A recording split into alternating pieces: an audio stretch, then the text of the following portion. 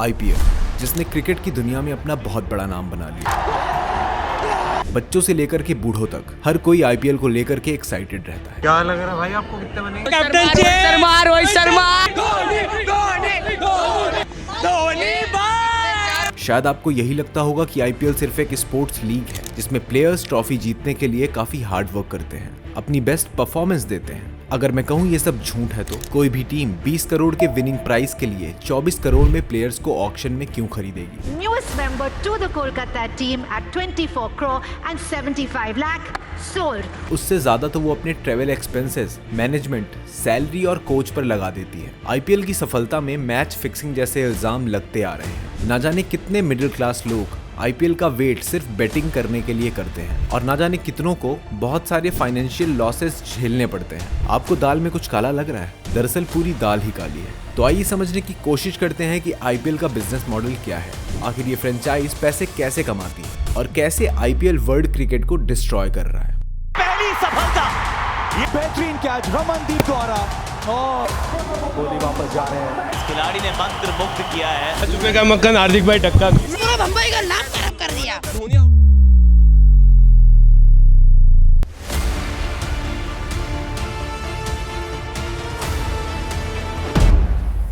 2007 में G entertainment enterprises ने Indian cricket league ICL की स्थापना की। अब आईसीएल को इंडियन क्रिकेट बोर्ड बीसीसीआई या इंटरनेशनल क्रिकेट काउंसिल आईसीसी द्वारा कुछ खास अटेंशन नहीं मिला। इसके अलावा बीसीसीआई का अगर कोई प्लेयर आईसीएल के लिए मैच खेलता तो उन पर बैन लगा दिया जाता था। शायद इसी वजह से उस समय ज्यादा प्लेयर्स आईसीएल नहीं खेलते। इसी बीच बीसीसीआई अपने डोमेस्टिक टूर्नामेंट की विनिंग प्राइस भी बढ़ा देता है, जिससे प्लेयर्स डोमेस्टिक टूर्नामेंट को छोड़कर आईसीएल में ना जाएं। अब इसी साल 2007 में ही जब इंडिया वर्ल्ड कप की ट्रॉफी अपने नाम करती है तो बीसीसीआई की तरफ से 13 सितंबर को एक लीग अनाउंस की जाती है जिसका नाम इंडियन प्रीमियर लीग होता है।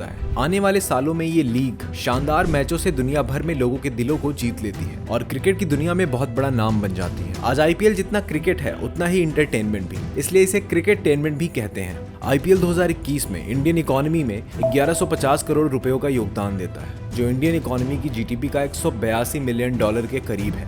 तो आखिर आईपीएल इतना पैसा बना कैसे रहा है? आईपीएल का बिजनेस मॉडल क्या है? वैसे तो आईपीएल के अर्निंग के बहुत सारे रिसोर्सेज हैं, लेकिन इनमें से सबसे बड़े मीडिया राइट्स और टाइटल स्पॉन्सरशिप है। आइए समझते हैं कि आईपीएल को इन सब रिसोर्सेज से कितना पैसा मिलता है। मीडिया राइट्स, जिस प्लेटफॉर्म पर हम आईपीएल का मैच देखते हैं उन सबको ऑक्शन किया जाता है। 2023 से लेकर के 2027 तक के मीडिया राइट स्टार स्पोर्ट्स के पास है, जिसके लिए स्टार स्पोर्ट्स ने 23,575 करोड़ रुपए दिए हैं। जियो सिनेमा ने लगभग 24,000 करोड़ देकर सेम टाइम पीरियड के लिए डिजिटल राइट्स खरीद रखे हैं। आईपीएल में टिकट से भी अच्छी रेवेन्यू जनरेट होती है। देखा जाए तो पर मैच टिकट से 3 से 4 करोड़ रुपए की इनकम होती है। ये स्टेडियम की साइज पे भी डिपेंड करता है। आमतौर पर टिकट का रेवेन्यू आईपीएल टीम्स के रेवेन्यू का लगभग 10% होता है। फ्रेंचाइजेस टिकट सेल करके 400 करोड़ का रेवेन्यू जनरेट करती है। मर्चेंडाइजिंग, ये आईपीएल फ्रेंचाइज की एडिशनल इनकम होती है। हर फ्रेंचाइज अपनी टीम की T shirts, caps, wrist watches और भी बहुत सी चीजें होती है जो मार्केट में बेचती हैं। इसकी एस्टिमेटेड वैल्यू 28 बिलियन डॉलर्स की है। ये नंबर 2027 आते आते 40 बिलियन डॉलर तक पहुंच सकता है। सेलिंग स्टेक्स, आईपीएल टीम अपनी शेयर को बेचकर काफी अच्छा इनकम जनरेट करती है। ये फ्रेंचाइज अपनी शेयर को किसी फेमस सेलिब्रिटी को बेचती है जिससे इनकी ब्रांड वैल्यू बनी रहे। जैसे किंग्स 11 पंजाब के कुछ शेयर्स प्रीति जिंटा के पास हैं। प्राइस मनी, विनिंग प्राइस का 50% टीम के ऑनर्स के पास जाता है और 50% टीम में इक्वली डिस्ट्रीब्यूट कर दिया जाता है। 2023 में जीतने वाली टीम का विनिंग प्राइस 20 करोड़ था। रनर अप टीम के लिए 13 करोड़, थर्ड नंबर पर आने वाली टीम के लिए 7 करोड़ और फोर्थ नंबर पर आने वाली टीम के लिए प्राइस 6.5 करोड़ था। टाइटल स्पॉन्सरशिप, आईपीएल के पहले जिस भी कंपनी का टाइटल होता है उसे टाइटल स्पॉन्सरशिप कहते हैं। इस साल का टाइटल स्पॉन्सर टाटा ग्रुप्स है।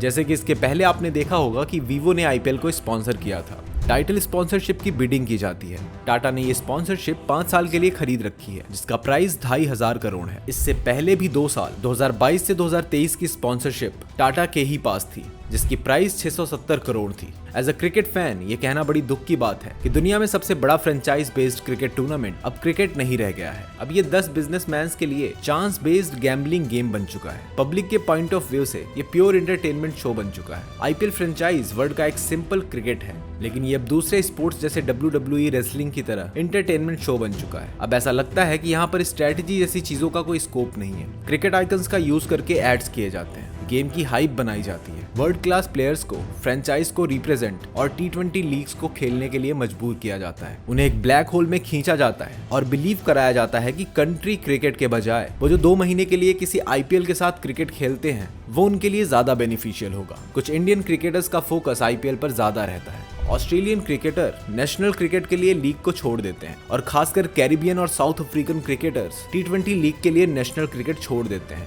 जैसे क्विंटन डिकॉक का सडन रिटायरमेंट, ये क्रिकेट को क्रिकेट से बाहर ले जा रहा है। ये फ्रेंचाइज क्रिकेट केवल पैसों के लिए होता है। यहाँ लॉयल्टी के नाम पर कोई भी चीज नहीं होती, जिससे आपको पता चल सकता है कि लीग किस चीज पे बनी हुई है। अगर आपने मैच को ऑब्जर्व किया है तो हमें लगभग हर सीजन में हाई स्कोरिंग गेम और नेल बाइटिंग थ्रिलर्स देखने को मिलते हैं। मैच स्टार्ट होने से पहले जो प्लेइंग 11 प्लेयर्स के नाम होते थे, उनके कॉन्सेप्ट ने बेटिंग एप्स को बढ़ावा दिया है। इनफैक्ट 2020 का टाइटल स्पॉन्सर एक बेटिंग ऐप ही था। खेल में एक्स्ट्रा मसाला जोड़ने के लिए स्टेडियम के पास बॉलीवुड सॉन्ग्स और चीयर लीडर्स का अरेंजमेंट होता है। प्लेयर्स के नाम को चिल्लाने के लिए या बुलाने के लिए रेगुलरली लाउड स्पीकर्स का यूज किया जाता है। जीतेगा,